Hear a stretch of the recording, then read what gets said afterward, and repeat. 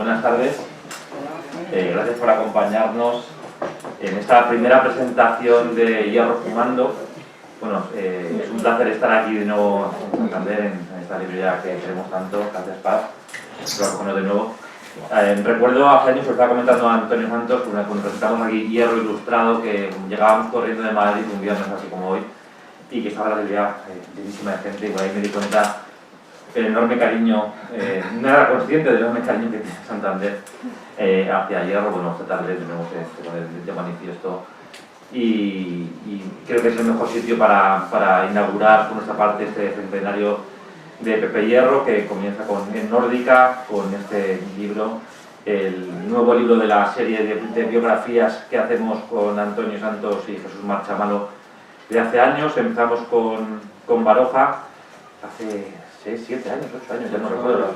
Este es el octavo, ¿no? Este es el octavo libro de la serie, una serie que ahora os contarán cómo surge, y que, bueno, como veis, el tamaño más o menos sigue siendo el mismo número de páginas, mismo formato, y la calidad de textos e ilustraciones va mejorando cada año. Antonio y Jesús siempre, bueno, Jesús nos pregunta qué os ha parecido el libro, cómo lo veis este año, y no lo decimos como un recurso fácil para ser amables con él, sino que realmente cada año se superan los dos, y en este libro además está dedicado a una persona a la que queremos mucho como escritor, y que además personalmente era una persona especial, que es Pepe Hierro. En Nórdica, además, este escritor está bien presentado, con Hierro Ilustrado, que reeditaremos para el centenario, y Cuaderno de Nueva York, y esperamos que para otoño podamos volver aquí con un libro de que ahora Jesús Marchamalo nos hablará. Bueno, nada más, vamos a empezar. Jesús, si quieres empezar. Empiezo ya. Sí. Nos quitamos la mascarilla, nos las dejamos. ¿Cuál es el hábito? Puestas. Ahí puestas. Pues ya está. Buenas tardes. Qué placer estar aquí, qué gusto. Porque efectivamente hace poco estuve en Marbella, en otoño, y con David Trueba, que es siempre un gamberro, como sabéis, y le dije, bueno, qué gusto, porque es la primera vez que duermo fuera de casa en los últimos 2 años y medio, y no sabéis la felicidad que me provoca. Y decía David Trueba, dice, bueno, y tu familia, que está también encantada haber conseguido sacarte finalmente de casa. Es la segunda vez que salimos. Financiado el libro para ellos han financiado el libro para que te vayas de viaje. Efectivamente, ¿no? Y digo que me encanta estar aquí de nuevo, después de estos años tan extraños, tan singulares, tan llenos de zozobra, poder vernos de nuevo y poder estar de nuevo en Gil. Me encanta, gracias por la invitación, Paz. Ya sabes que nos encanta tu librería y nos encanta venir a veros, así que no podemos estar más contentos y más apurados de tiempo. Hemos llegado en el tren, nos hemos tomado un bollo, en fin, ha habido ahí un poco de teatrulle y todo esto. Así que nada, buenas tardes, gracias por acompañarnos, y digo que felices de estar aquí.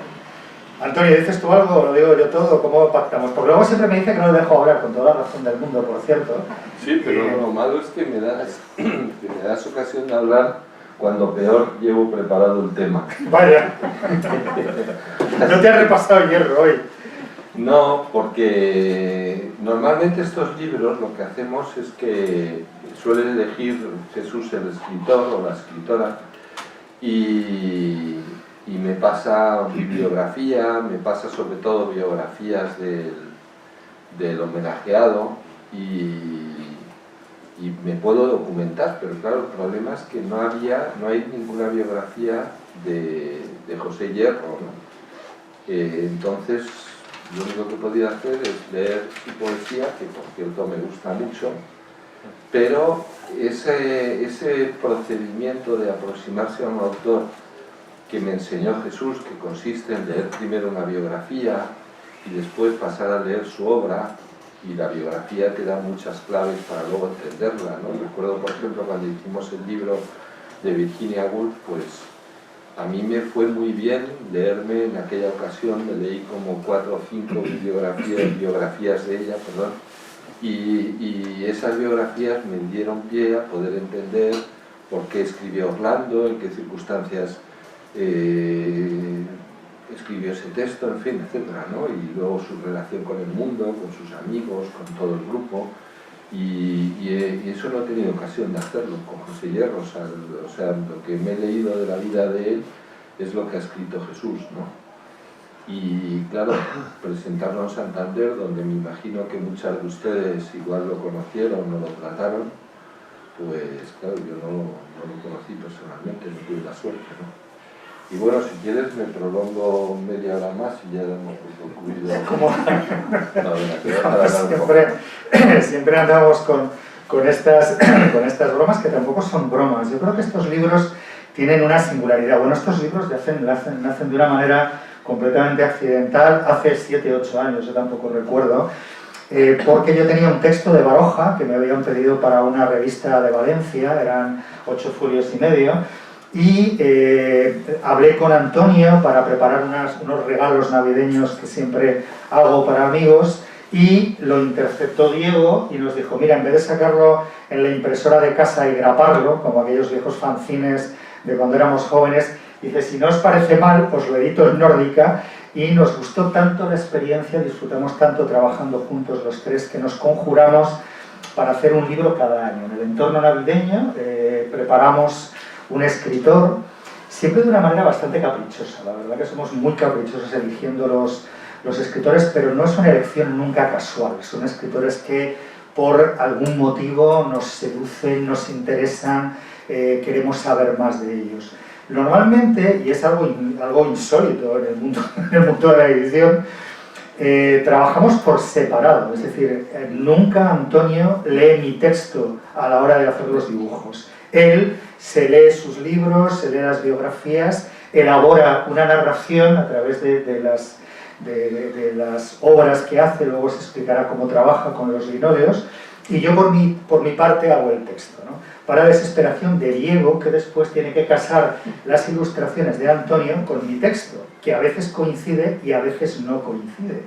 Entonces, Antonio, por ejemplo, me acuerdo cuando se fascinó con Blixen y todo eran jirafas, en las ilustraciones que había hecho, entonces todo ¿te acuerdas? Jirafas y pájaros, o sea, sacaba toda la sabana, la tenía machacada. Me censurasteis alguna imagen, ¿eh? No recuerdo, pero alguna vez censuramos. Yo recuerdo que leyendo el libro de Blixen, sí, sus memorias de África, ella habla de un momento en el que les atacan, me parece que eran unos leones. Sí. Ella va en una caravana hacia el frente, o no sé dónde está su marido, y va con todos los cucuyos, se llamaban los de las... Sí. Y entonces todo el mundo huye despavorida y ella hace frente a los leones con un palo hasta que los leones se asustan y escapan. Claro, me pareció una anécdota tan inverosímil que me hizo mucha gracia hacer un linóleo contando eso, que por supuesto, vamos, no me creo para nada que eso sucediera como ella cuenta. Y esa imagen, por ejemplo, me la censurasteis. La censuramos y no salió nunca. Y era fundamental. Pues os decía que siempre trabajamos de esta manera tan accidental, menos con Hierro, porque al no haber una documentación a la que de fácil acceso ha tenido que fiarse de mi texto. Lo has dicho antes como con desdén. Dice, todo lo que es de Hierro, lo he leído de marcha mano, así que no se fíen. No lo he dicho para nada con desdén, porque el texto es magnífico, siempre. O sea que no, en absoluto. Ahora me hubiera gustado poder leer 2 o 3 biografías, pero bueno. No nos fiamos porque decimos, mira, vas a subsanar tú, va a leer su biografía, va a traer otra vez todo jirafas y va a ser un lío con Hierro porque no va a casar para nada, ¿no? Digo que tenemos esta manera tan singular de trabajar y la verdad que me preguntan a veces ahora, hace un momento que me hacían una entrevista que fuera de los compañeros de la radio, ¿no? Por esta relación que tenemos los tres, porque son libros en los que yo no sé si se acabará notando el buen rollo que hay siempre detrás. Cada mes de septiembre estamos deseando los tres reunirnos para ver a quién dedicamos ese año el libro. Cada uno de nosotros trabajamos a nuestro aire en el tema y siempre es un hallazgo los libros que hacemos, ¿no? Ya digo que la elección es caprichosa pero no casual, ¿no? De modo que esos escritores que nos interesan, esos autores cuya obra conocemos, De repente es poder trabajar en su biografía, ver en la medida en que su biografía tiene que ver con su obra, meternos en su obra. Woolf, yo no sé cuántos libros leíste de Virginia Woolf, porque se quedó fascinado. Leí como 20 cosas o así. Sí. Pero ahora me estaba acordando de una anécdota que tú cuentas siempre. A ver, normalmente el trabajo del ilustrador te pasan una serie de fotos cuando se trata de una biografía, y con esos elementos gráficos tú haces tus acuarelas, tus grabados, lo que sea, ¿no? Pero a mí la lectura, profundizar en ese autor, me produce una gran satisfacción que yo creo que probablemente en las imágenes no se nota, pero que está. Y Jesús cuenta siempre una anécdota que me parece que viene al pelo en lo que estamos comentando ahora. Y es que no me acuerdo qué director de cine italiano estaban rodando una escena de una película y le dijo al ayudante de dirección: por favor, en esa cómoda que hay ahí, mete lencería. Y entonces el ayudante de dirección le dice: ya, pero como están los cajones cerrados no se va a ver. Dice: bueno, da igual, pero tú y yo sabemos que está. Entonces es un poco eso, ¿no? Como que habla mucho de la cocina que hay detrás cuando se hace un libro, o cuando se hace una película, o cuando se pinta un cuadro. A mí lo que más me interesa siempre son los procesos. El libro acabado es el resultado, el final de un proceso. Y bueno, de verdad, o sea, si el libro se hace o no, me parece algo casi secundario. Donde yo disfruto, y creo que a Jesús le sucede lo mismo, es en el proceso de elaboración del libro. Y concretamente en estos libros pues hay esa amistad, esa relación de complicidad que se ha establecido entre los tres y que da como resultado final el libro, pero lo interesante es el proceso. Yo he aprendido muchísimo haciendo estos libros, porque una de las conclusiones a las que he llegado es que los libros se hacen siempre de dentro a fuera. Por ejemplo, hay bastantes editoriales que, aunque esté Diego, tápate los oídos, que han interpretado o han vuelto a hacer, sobre todo editoriales a veces grandes, libros un poco a la manera de nórdica. Claro, normalmente el que copia siempre la carcasa de algo, copia la epidermis, pero no lo que hay dentro, porque lo de dentro es muy difícil copiarlo, porque para que haya algo dentro tiene que haberlo, tiene que haber ese proceso. Entonces, si ese proceso no está, copiar solo la carcasa hace que notes algo raro, que notes como que eso es un envoltorio que contiene nada, ¿no? Que está hasta cierto punto vacío, ¿no? Y bueno, no sé por qué me he enrollado diciendo todo esto. Claro, es que veníamos habíamos cogido mucha carrerilla en el tren, hablando los dos, le hemos dado la tarde a todos los que venían en el vagón, y claro, esto es como los actores que cuando terminan de actuar les cuesta mucho volver al mundo real, y estamos un poco en ese proceso. Yo estoy bastante en el mundo real, la pena es que más despistado. Hoy hablamos de Hierro, yo creo. Sí, ¿no? creo que a eso volvería. Esta mañana, no, te digo que esta mañana le he dicho a yo que si había que preparar algo, digo, oye, hay que preparar algo, y me ha dicho: repásate todo bien, Marchamalo, que vamos a Santander. Y no es broma, acaba de entrar Carlos Alcorta, que le he visto por el rabillo del ojo, que ha publicado una nota del libro donde cuenta mucho más de lo que yo cuento en el libro. Entonces, claro, hablar de Hierro en Santander siempre es un riesgo, y para mí la diferencia fundamental de este libro respecto de otros libros es que, bueno, tiene dos diferencias fundamentales. Una es que yo conocía a Pepe Hierro. Yo empecé a trabajar en Radio Nacional en el año 82, ya he oído de eso, y Hierro trabajaba también en Radio Nacional. Él se jubiló en el año 86, contaba a quienes le conocieron que después seguía yendo a escribir a máquina, porque nunca tuvo máquina por lo visto en casa, y aprovechaba que tenía el carnet caducado para entrar y poder escribir a máquina en la radio.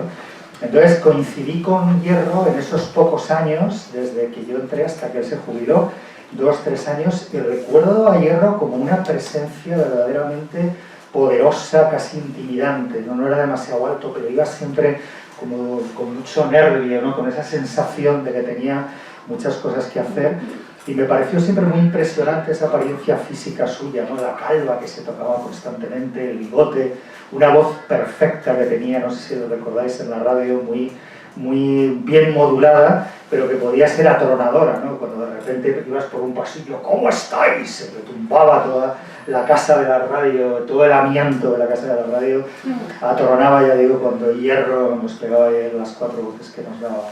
Y ya digo que es un poeta muy conocido, muy querido, de Cuaderno de Nueva York, creo que se vendieron más de 35.000 ejemplares, es mucho para un libro, es un milagro con un libro de poesía, del que se venden de muchos de ellos apenas 200-300 ejemplares, y me ha sorprendido la biografía de Hierro porque ha sido como un hallazgo, alguien que conoces, alguien que has tratado y que oculta tantos aspectos que yo desconocía de su vida. La cárcel con 17 años me conmovió enterarme de que le habían obligado, le condenaron, como sabéis, a prisión por apoyar a una asociación clandestina de apoyo a los presos. Su propio padre estaba en la cárcel. Digo que me conmovió saber que le obligaron a mentir sobre su edad solo para poder encarcelarlo. No había cumplido los 18, no lo podían encarcelar y le obligaron a mentir para poder meterle 5 años en las prisiones más duras del país con apenas 17 años. Me llamó muchísimo la atención todo ese rosario de trabajos insólitos que tuvo que desarrollar en su vida. Hace poco le escuchaba en una entrevista en la Radio Nacional decir que los trabajos eran, bueno, que eran para vivir y que lo que prefería no era un trabajo mejor o peor, sino que le dejara tiempo para dedicarse a sus cosas, ¿no? Fue listero en una obra, peón cilindrador en una empresa de botas de goma, trabajó en una fundición en Mariaño. Quiero decir que tuvo una cantidad de empleos insólitos a lo largo de su vida que verdaderamente llama la atención. Me llamó la atención ese silencio de 20 años, dejó de publicar durante 20 años, entre su libro, el libro de las alucinaciones, que fue premio de la crítica, premio de todo, hasta el siguiente libro dejó de publicar, ya digo, no de escribir, pero de publicar durante 20 años, y es algo que llama la atención, ese compromiso con la poesía, ese compromiso con la literatura, con la palabra exacta, que le llevó a renunciar a publicar durante esas 2 décadas, esperando que de nuevo la poesía tuviera algo que decirle, ¿no? De modo que ya digo que ha sido un hallazgo y me ha encantado, ¿no?, descubrir todos estos hierros sorprendentes que hemos ido alumbrando, leyendo sobre él y viendo quién era. Yo el último recuerdo que tengo de Hierro fue en Las Llamas, hace, bueno, poco tiempo antes de morir. Yo hice un curso en la Menéndez Pelayo un verano, un curso de cuento español contemporáneo, y tengo el diploma en casa. Un día voy a buscarlo y lo voy a sacarme, ¿cómo se llama? Voy a fotocopiarlo para llevarlo encima, decir, tengo un diploma de Pepe Hierro, porque está firmado, claro, por el director del curso, que era Pepe Hierro, y me acuerdo perfectamente de él sentado ya con la bombona, esa bombona de oxígeno celeste, a la que él se refería cuando tenía que hablar de esa bombona de oxígeno que llevaba con él, y cómo efectivamente en los descansos del curso pedía un cigarrito a quien tuviera para dar un par de caladas, ya digo, quitándose previamente las gafas, que es como se llama el tubito que va debajo de la nariz, que para pánico de todos, que decíamos, vamos a terminar todos estallando, o sea, lo de cómo puede ser que estemos aquí poniéndonos todos en peligro, ¿no? Y nada, pues poco... Bueno, y sí quería comentar sobre las ilustraciones. No se me ocurre un personaje con el que Antonio pudiera disfrutar más. Yo no sé si es verdad o no, ahora nos lo cuenta, porque nunca te lo he preguntado. Pero desde el principio dije, Hierro le viene a Antonio, vamos, perfecto, porque esta manera suya de trabajar en el linóleo, ahora os contará cómo, se ajusta perfectamente a esta fisonomía de Hierro, ¿no?, tan potente, tan expresiva, y la verdad que yo creo que debe haber disfrutado mucho los dos, Hierro y él, trabajando juntos en las ilustraciones, ¿no? Yo he disfrutado, sobre todo porque por los textos que me iba pasando Jesús, me hubiera gustado conocerle. Me parece que debía ser una muy buena persona, un hombre sencillo, llano, nada pretencioso. Me gusta ese tipo de gente, amigo de sus amigos, eso de que se hubiera comprado un terrenito donde plantaba su viña, la idea esta de plantar un ciprés cada vez que nacía uno de sus nietos o los nietos de algún amigo. A mí me gusta mucho cocinar, entonces también hago paellas, eso de que hiciera paellas para los amigos y reuniera a la gente. Y luego pues me han contado otras personas que conocieron a Hierro, pues cuando lo nombraron jurado del premio, me parece que era del Rafael Penagos de Mafre, pues a todos los miembros del jurado, Mafre, como no les podía pagar, era un cargo honorífico, les invitaba a un viaje. Entonces en uno de esos viajes, o en dos de esos viajes, amigos muy próximos a mí coincidieron con él y me contaban anécdotas de cómo era Pepe Hierro y de esa generación que eran capaces de destilar cantidades ingentes de alcohol, ¿no?, sin que se les notase. Y me hablaban de eso. Yo conocí a Rafaelito Penagos, el hijo del dibujante, que era poeta también, que eran muy amigos. Y Rafael también es una persona a la que he visto beber mucho, pero dicen que, claro,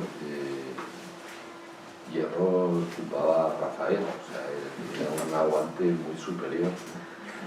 Y bueno, esa generación, he conocido a algunos de los escritores de esa época y no sé por qué razón eran todos grandes bebedores y fumadores, y a veces pienso que en fin, claro, yo he dejado de fumar hace 25 años, pero es verdad que el tabaco y el alcohol normalmente han dado un punto interesante a la labor de los creadores, ¿no?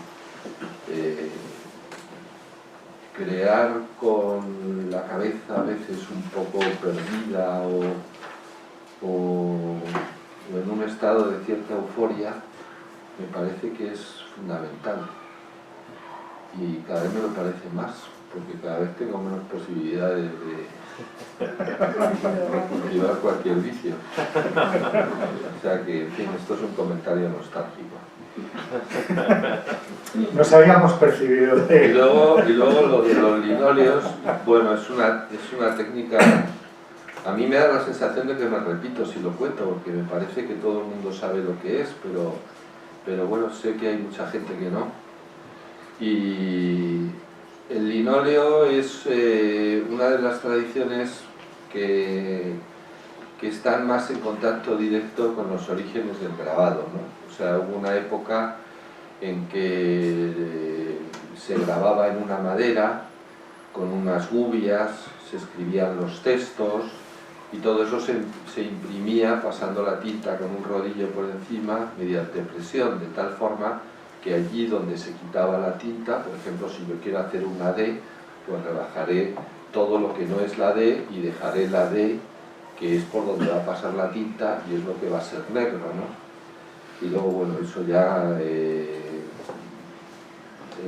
la silografía, que era eso, grabar en madera, dio paso al linóleo, que es un material que en principio se crea para hacer suelos en las casas, que es una especie de caucho, de goma dura, pero en esencia el procedimiento es el mismo, o sea, se trabaja también sobre gubias y se va quitando, y lo que se quita es lo que no va a estar, lo que se deja es lo que estará, ¿no?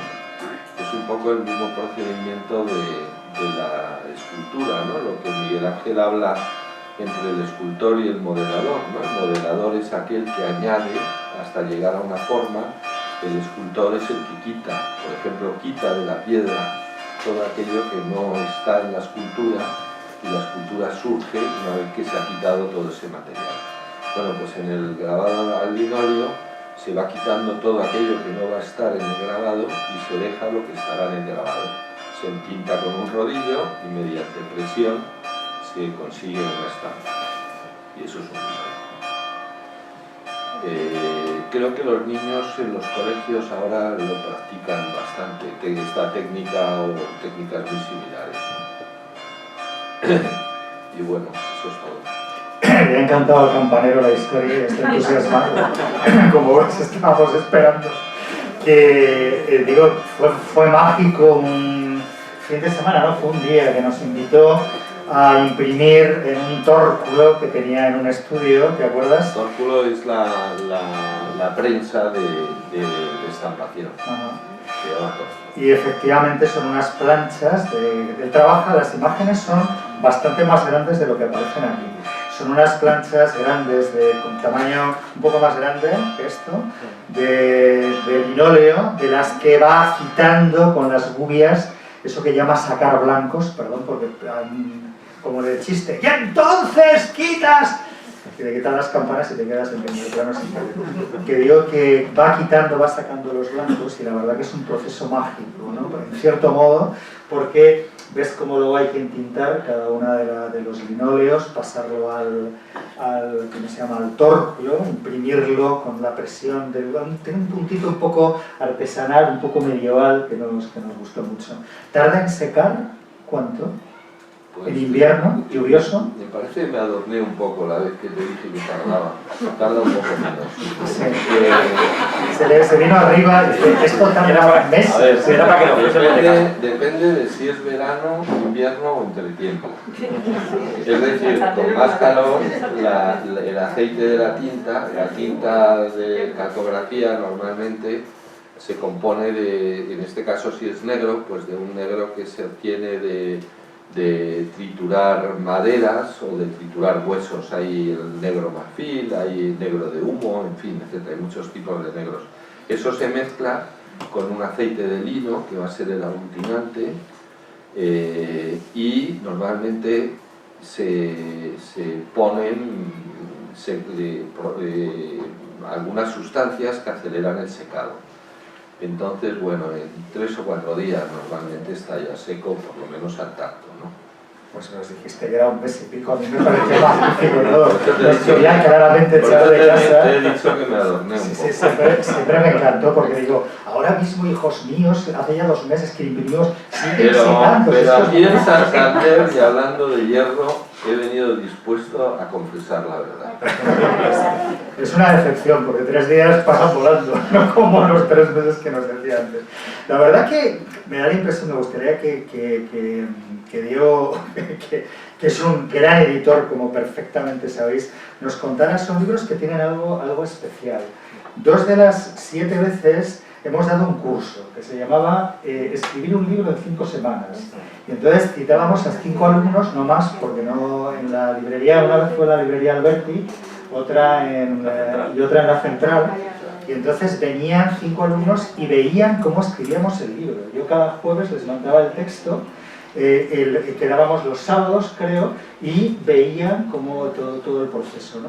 De modo que todos los hemos hecho de esta manera. Otros, como veis, Antonio hace las ilustraciones a veces meses antes de que yo empiece a escribir el texto. Y luego me encanta porque el formato del libro y el papel Ferdigoni se llama Ferdigoni Print Milk. Lo de Milk siempre me ha hecho mucha gracia porque digo, en un momento de necesidad puedes echar los libros al colacao perfectamente. Que digo que es un papel que solo utilizas para estos libros, ¿no? Y me encanta esa exclusividad. Una vez que se vino arriba Vilamatas, que había publicado... ¿Solo lo utilizas para estos libros o solo se fabrica para estos libros? Espera que está venido arriba parece que ahí te adornaste. Se tarda un año en fabricar el papel para estos libros. En Milán vienen buques de la Unión Soviética. Bueno, perdona. No, por favor. Sí. Oye, no, háblanos del proceso, porque es un proceso que no tiene nada que ver con un libro normal, ¿no? O sea, salvando las distancias, ¿no? No, de hecho, igual que Antonio se está arriba con las fechas, cuando nos preguntan cuánto se tarda en hacer un libro habitualmente, hemos dicho 3, 6 meses, incluso 2 años, 3 años en algunos casos, ¿no? En este libro podríamos decir cualquier mentira, pero sabemos que se hace en semanas. Este libro muchas veces se entrega, Jesús entrega, que suele tardar más en entregar el texto, como casi en diciembre, y a finales de mes de diciembre, los libros están hechos, de manera que en poco tiempo componemos, corregimos, revisamos, imprimimos y encuadernamos. Es cierto que este papel que fabrican solo para nosotros bueno, pues la imprenta pues, tiene ya una cantidad de cierto que solamente lo utilizamos en Nórdica para esta colección, porque hicimos que fuese una colección con que papel, la cubierta fuese sin plastificar, que bueno, que tiene, como veréis ahora, estos lo estamos retractilando, que a mí no me gusta mucho el plástico, pero el problema que teníamos es que cuando a los cabo de unos meses teníamos un montón de libros devueltos que teníamos que donar a hospitales o a cárceles, que donde hacemos las donaciones, porque estaban deteriorados. Entonces, bueno, pues ahora lo estamos retractilando para seguir manteniendo la esencia del tacto, que nos parece importante. En este libro, que Federico es una de las papeleras más importantes y más exclusivas del mundo. Y bueno, yo siempre digo, está muy contento de que hagamos ese papel para ellos, es como parte del orgullo, ¿no? Porque Federico dice, claro, que hacemos los libros de Santos y Marchapalo, es un tema importante, ¿no? Es que son marchamalines. Son marchamalines, Pero claro. no lo habéis dicho todavía. Eso Marines como los bautizó Luis Landero, Luis Landero. que está muy bien bautizado. Y una característica que tiene además estos libros es que tiene, bueno, la composición, como dice Jesús, es un poco diferente, no en este libro que estaba más o menos pensado de esta ilustración para que funcionase bien. Es verdad que la composición es un poco diferente a un libro normal, pues ya con Antonio siempre es diferente porque Antonio entrega muchas más ilustraciones de lo habitual en un ilustrador, es lo contrario de un ilustrador de escuela de ilustración actual que hace ya su story, que sabe dónde va cada ilustración. Antonio genera trabajo y luego tú tienes que componerlo como puedas. Por eso a veces alguna ilustración se tiene que quedar fuera porque no hay manera, no es por censurar, pero es que hay demasiadas ilustraciones. Parece muy bien. Sí, ya lo hemos visto. O sea, lo dejo caer porque huele, pero muy bien. Es que cada uno tiene su área de trabajo. O sea, yo hago unas imágenes, pero yo no soy el constructor del libro. Hay un texto, hay unas imágenes y luego hay un constructor del libro, que en este caso es Diego. Es Diego el que lo maqueta, el que distribuye las imágenes, en fin, es el autor en sí del libro. Pero es cierto que trabajando con Antonio en todos los libros que hemos hecho juntos, que hemos hecho un montón, da gusto porque sufres dejando una ilustración fuera. Y de hecho intentamos utilizarlo para un marcapáginas, para un cartel, porque realmente son tan buenas en que quien no sabe, que a veces por la narración no puede entrar en el libro, pero realmente como trabajo de ilustración son excepcionales. Y estos libros tienen, sobre todo este de hierro, tienen además la grandeza de que hay mucho trabajo de retrato, y el retrato es muy complicado. Antonio nunca evita nunca huye de los retos, sino que se lanza a ellos, y sabe que el retrato precisamente, yo creo, además en el caso del grabado, me parece especialmente difícil, porque quizás si hiciese otro tipo de paisajes, de fondos, en los que podría ser más agradecido, pero es que Antonio en cada página, en fondos hay 8 o 9 retratos de hierro en este libro, todos diferentes, de diferentes etapas, algo que yo creo que es un trabajo realmente fantástico. De hecho, también tenemos en la contra del libro uno pequeñito que para no censurársela tuvimos que ponerla en chiquitito, como veis. Para que no sufrirse, porque si no era un disgusto enorme. Sí. No, que me digo que me encanta Antonio, porque es verdad lo que cuenta. Él viene un día con una carpeta, tiene 40 dibujos, de los cuales 38 son con jirafas todo el tiempo, los entrega y se pira a México, por ejemplo, y localizados, ¿no? Una vez en el libro anterior de Rinoceronte de Durero, tuvimos que montar una logística para que nos hiciera un rinoceronte que faltaba. Y te acuerdas que fue todo, claro, todos pensando que tardaba un mes en secar, los tenías en atención, tarda un mes en secarse y tal, y tuvo que hacer un rinoceronte prisa y corriendo para la cubierta porque no había manera de arreglarlo, ¿no? En Ávila. Más o menos. Oye, ¿qué os contaba? Lo delantero. Es un libro también lleno de tradiciones, porque a lo largo de todos estos años se han ido adquiriendo una serie de tradiciones. Y por ejemplo, una de ellas, generosísima por parte de Luis, es que siempre lo presenta Luis Landero en Madrid. Y entonces hay que esperar a que Luis Landero, que ahora está en promoción, termine sus promociones para poder presentar nuestro libro, ¿no? El otro día estuvimos con él, que presentó su último libro en Madrid, y digo que siempre lo presenta Landero, siempre lo presenta José Luis Melero, que es un amigo común en Zaragoza, siempre lo presentamos en la librería anónima de Huesca, y a partir de este año vendremos todos los años aquí, porque no hacemos más que adquirir tradiciones nuevas. que nos encantan además, y fue Landero efectivamente el que, haciendo este paralelismo con los crisolines, en realidad la broma era que le parecía que participaba este libro de esa cultura de los libros pequeñitos, de estos que hacía la editorial Crisol, que alguno de vosotros recordaréis, de vosotras recordaréis, pues dijo que era el Marchamalines, pero no sé si es la... Yo creo que fue también un poco de venganza, porque un día habíamos quedado para comer. ¿Vas a contar lo de la comida de Landero? Les va a encantar esta historia. Y me equivoqué de día. Así que llegué al restaurante que había elegido Landero y yo dije, una mesa que ha reservado el señor Luis Landero, y me dijeron que sí. Nos sentamos, luego vino Jesús, se sentó, nos tomamos los aperitivos, sí, es que estamos esperando a un amigo que tiene que venir. Ya, claro, tardaba tanto que tomamos el primer plato. Qué raro que no venga, tal. Tomamos el segundo y le llamamos por teléfono. Oye, Luis, ¿te pasa algo? Dice, ¿cómo que me pasa algo? Dice, no me pasa nada. Digo, pues si habíamos quedado para comer. Dice, ya, pero es que Antonio no lo había confirmado. Claro, yo había dado por hecho que habíamos quedado ese día. El Landero estaba en pijama todavía en su casa. Tuvo que vestirse rápidamente y vino al postre. Y entonces, pues eso, que fue un fallo mío, porque yo no sabía que es de buena educación confirmar las citas. Yo había dado por hecho que la cita estaba cerrada. Si alguna vez os manda, no la confirmé. Si alguna vez os manda un WhatsApp, Antonio, que diga podéis comer el martes que viene, eso ya engloba todo, la invitación, la hora, el sitio, etc. Oye, me encantaba, digo, que antes cuando has contado lo de los cipreses, fue una imagen tan bonita, la de los cipreses. Por cierto, el otro día abrieron, sellaron la caja de las letras en el Instituto Cervantes. Una de sus nietas ocupó una de las cajas con unos manuscritos, con unos poemas y con unas semillas de ciprés. Me encantó porque detrás de este hierro, ya digo, tan imponente físicamente, se encontraba un tipo que él compró ¿cómo se llama? No era una finca, era un terreno en Madrid, cerca de Titulcia, cerca ¿cómo se llama el pueblo de Chinchón?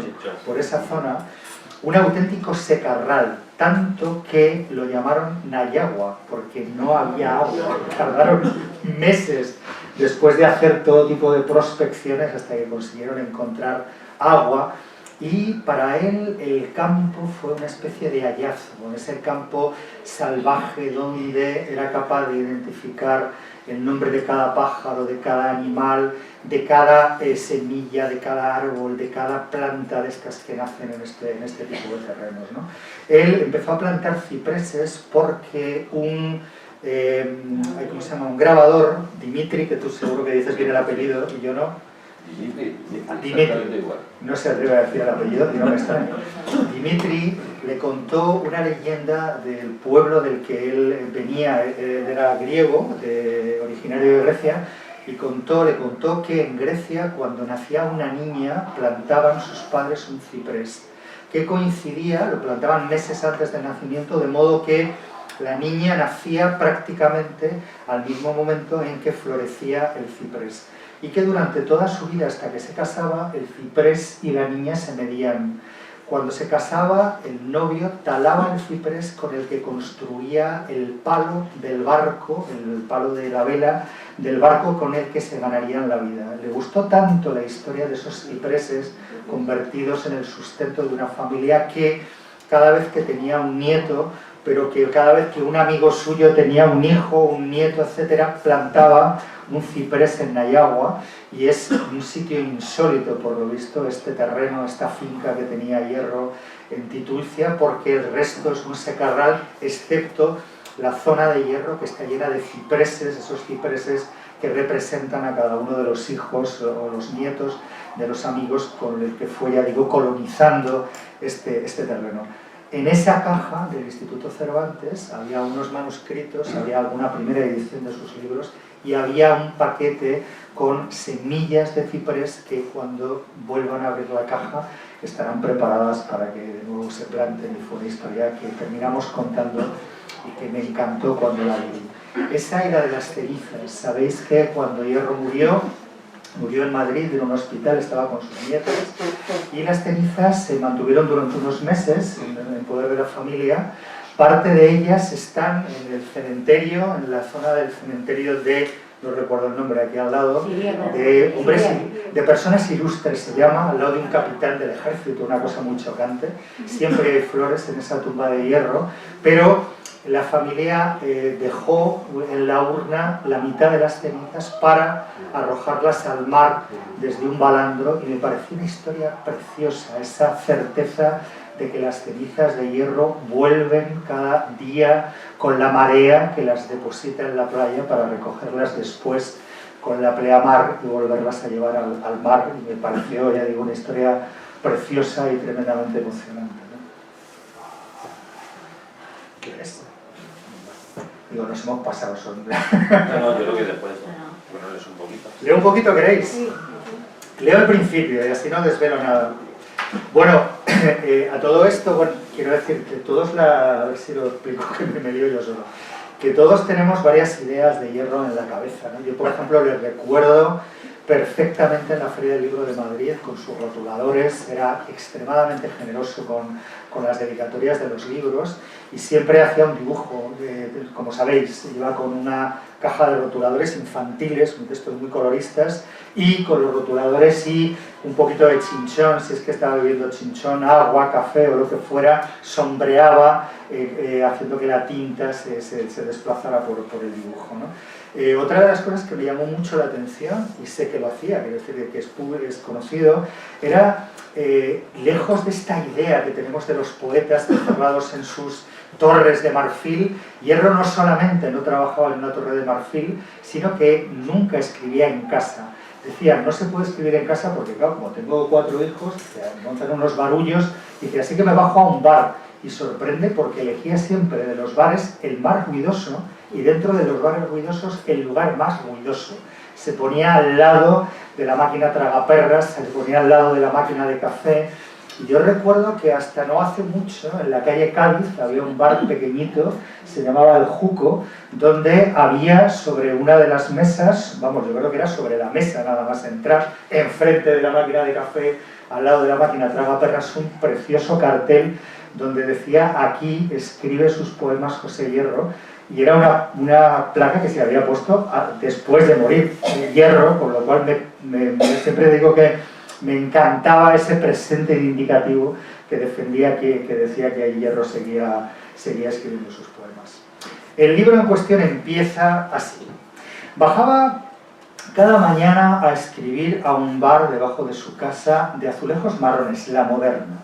Se sentaba frente a la barra en una silla de sky rojo y patas niqueladas al lado de una máquina tragaperras modelo Santa Fe que emitía una constelación de campanillas, trin, trin, trin, tentadora, ruidosa y bullanguera.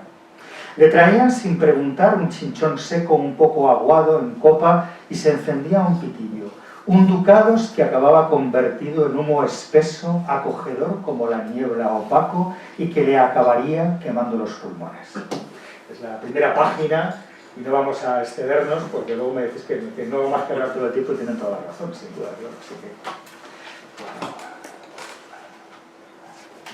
Así que... No sé si queréis hacer alguna pregunta, seguro que hay alguna... Yo quería, Antonio, te lo comenté la otra noche cuando me llamaste, Jesús. Antonio, tenía muchas ganas de conocerte. Y es una declaración, Marisa. Una declaración. Este es el preámbulo, como ya digo.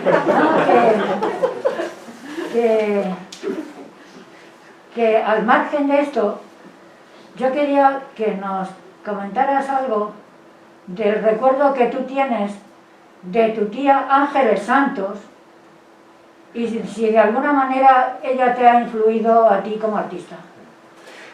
Aclaración antes de que contestes. Antonio Santos es sobrino de Ángeles Santos. Su padre pensaba que eras yo creí que eras hijo de Rafael Santos Torroella. No, ¿Tu padre? a ver, fueron, creo que son 6 hermanos. A ver, Angelita es la mayor, luego iba Rafael, el crítico de arte y poeta, luego Conchita, Anita, Antonio, mi padre, que es Julián, que se llama igual que mi abuelo, y Rosita, todos con diminutivos. Claro, mi tía cuando se da a conocer es en el año 28-29 y le hacen la gran exposición en el Salón de Otoño, que le dedican una sala a ella, y que anteriormente ese honor solamente lo habían tenido Vázquez Díaz y Zuluaga. O sea que es algo deslumbrante, porque claro, cuando se enteran de que esa niña de 17, 18 años ha pintado el mundo, pues a Valladolid van a verla, pues García Lorca fue 2 o 3 veces,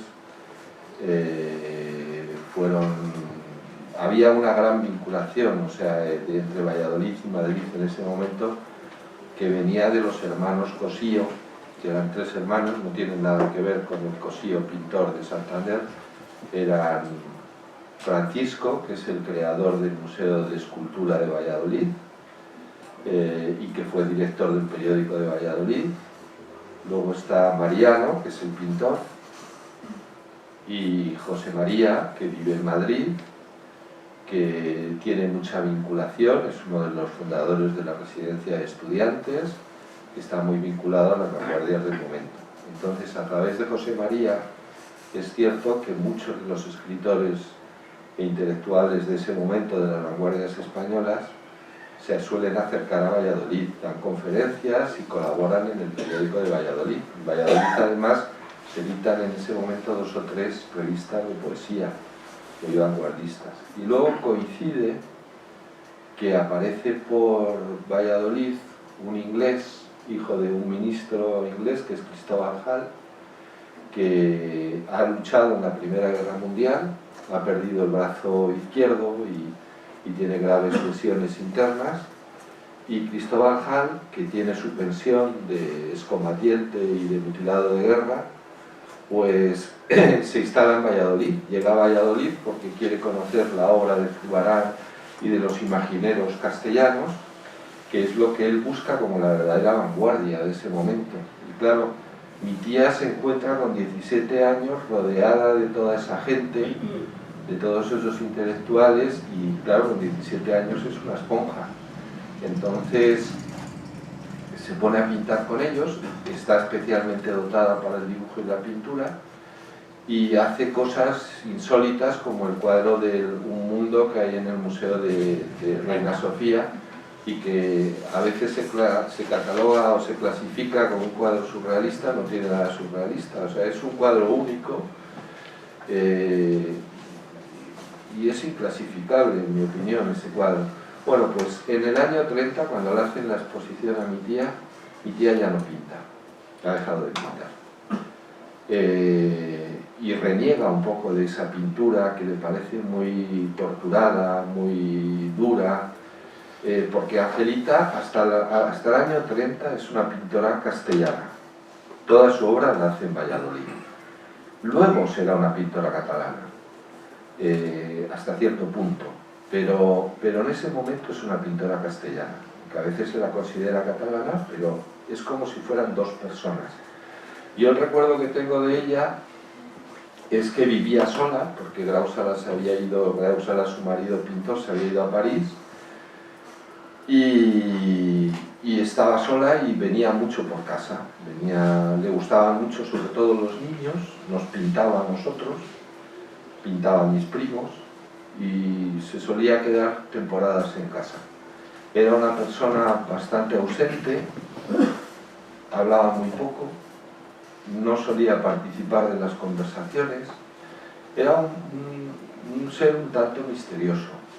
A mí me parecía muy guapa, con esos ojos azules que tenía, me parecía una mujer muy bella, que además creo que fue siendo cada vez más guapa.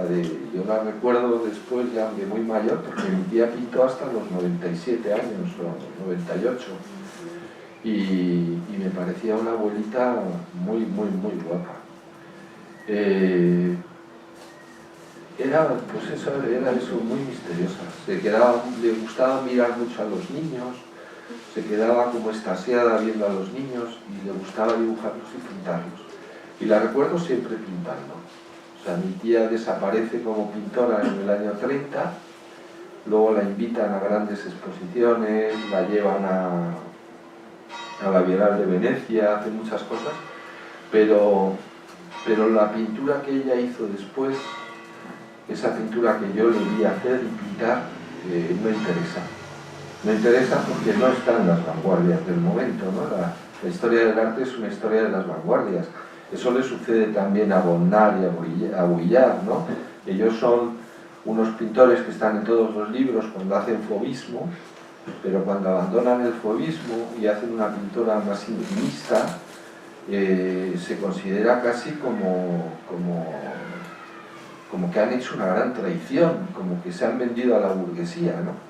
Claro, eso ahora cuando vemos los cuadros de Bonnard y de Vuillard, cuando ellos encuentran su voz propia, nos parecen una maravilla, ¿no? Porque, a ver, pasa un poco algo parecido con mi tía. Hay un momento en el fauvismo que todos se confunden con todos. O sea, yo sé qué cuadros pinta Matisse o qué cuadros pintan los otros fauvistas, porque sé que son de ellos, ¿no? Pero cuando realmente tienen una voz propia, por ejemplo, Graming, esa pintura tan ácida, de verdes vejigas, tan posesaniana, ¿no? Dejan de interesar.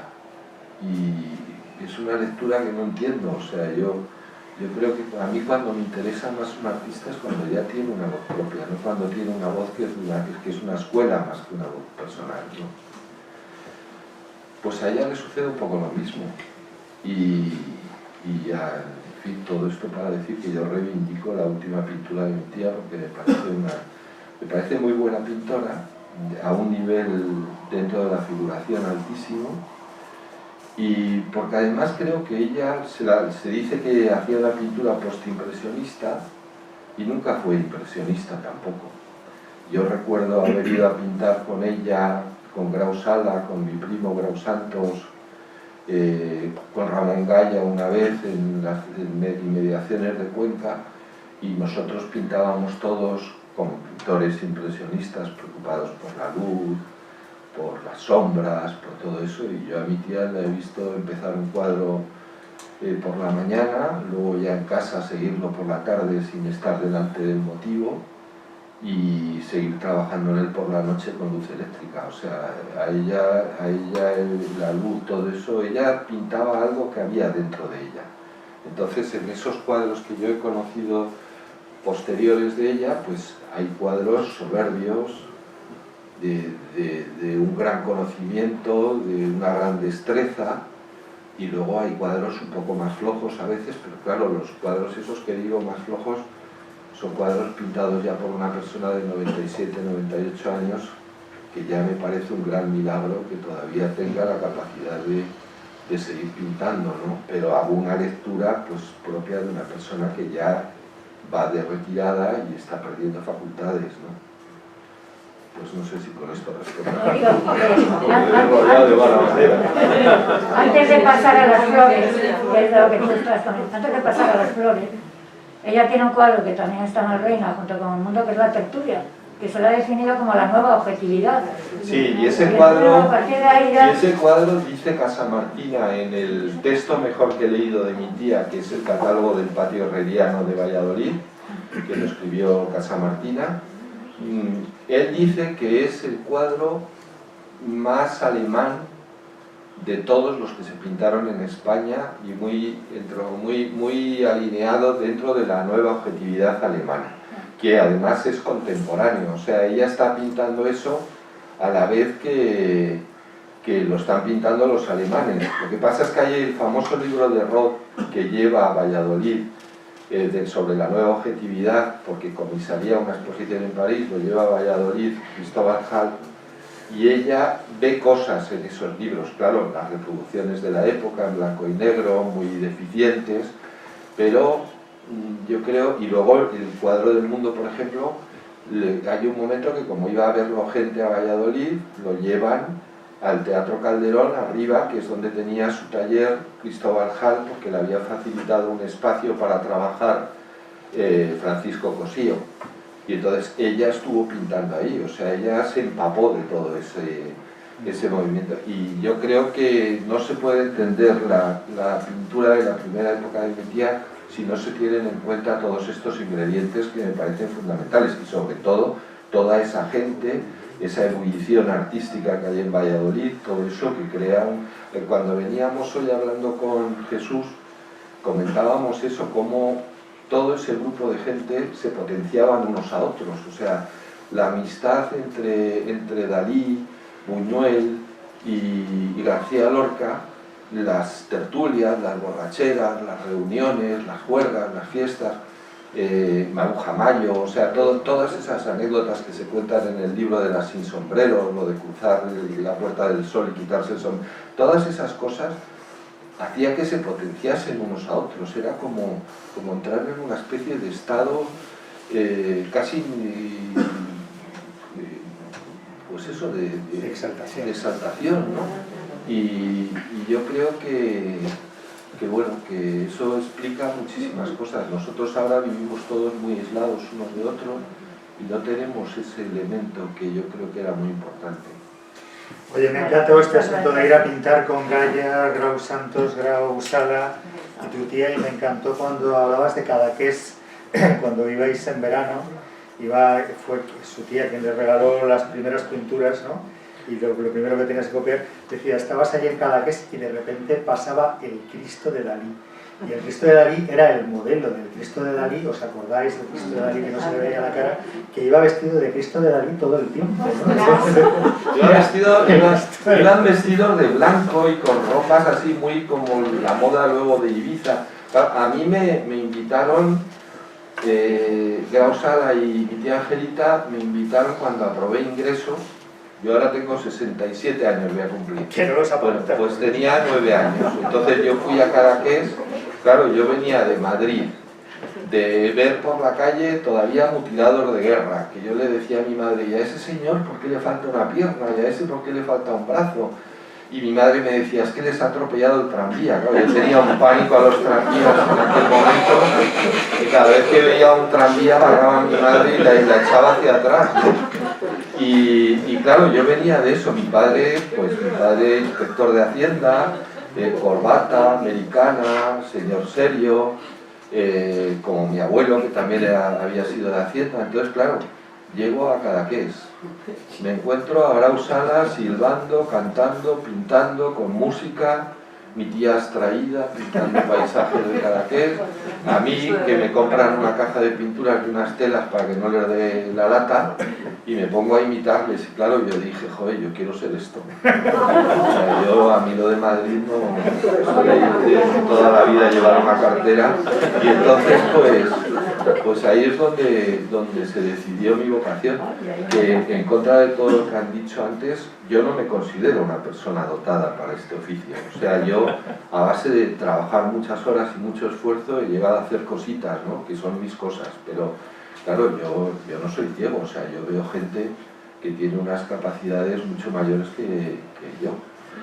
Y ellos las tenían. Mi tío me acuerdo que era zurdo, entonces era de esa época que a él le habían forzado a hacerlo todo con la derecha, y era capaz de hacer 2 dibujos al mismo tiempo, diferentes, uno con cada mano, y encima los dos muy bien, claro, eso parecía magia, o sea, de repente alguien que con las 2 manos se pone a hacer 2 dibujos distintos, ¿no?